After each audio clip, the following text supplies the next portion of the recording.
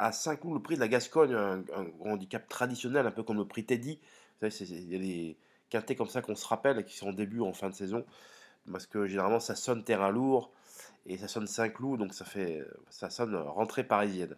Donc un quintet qui va mettre aux prises des 80 et plus sur la distance de 2000 mètres, une lisse attention à zéro, puisque nous sommes dans la première réunion de l'année à Saint-Cloud, et donc généralement, comme tous les ans, lisse à zéro. Qui dit lisse à zéro dit petit numéro dans les stalles généralement, et également des chevaux qui sont capables de s'installer en groupe de tête, et si possible long de la corde. Généralement, on ne refait pas trop de terrain lorsque la lisse est à zéro, même quand le terrain est lourd, c'est ce qu'il faut savoir.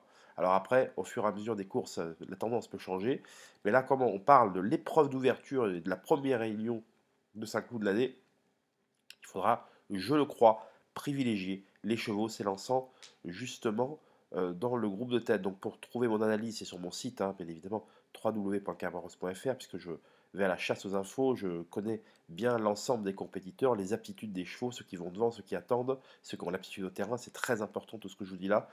Euh, Tout est trié sur le volet.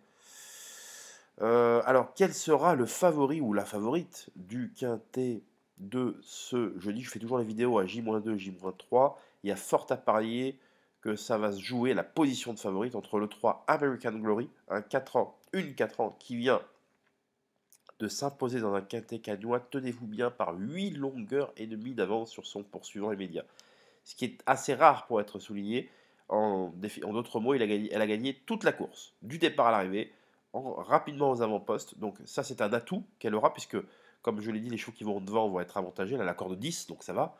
Elle va pouvoir faire un petit effort pour se rabattre. Et voilà, l'idée, ça va être ici...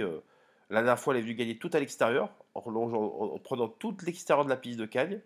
Et bien là, elle va essayer de faire l'inverse en prenant la corde, je pense. Ce serait tout à fait logique. En tout cas, c'est du jument en plein épanouissement, qui a l'aptitude au terrain, qui malgré 5 kg de pénalité devrait, je le crois, confirmer ses bonnes dispositions actuelles. En tout cas, sera installé parmi les favorites. Et également, en bas de tableau, le 16 Henry the Lion, qui fait preuve d'une louable régularité, qui va terminer quatrième derrière Morzan dans un quintet canois à seulement une longueur, quand on voit que Morzan a gagné ensuite son quintet.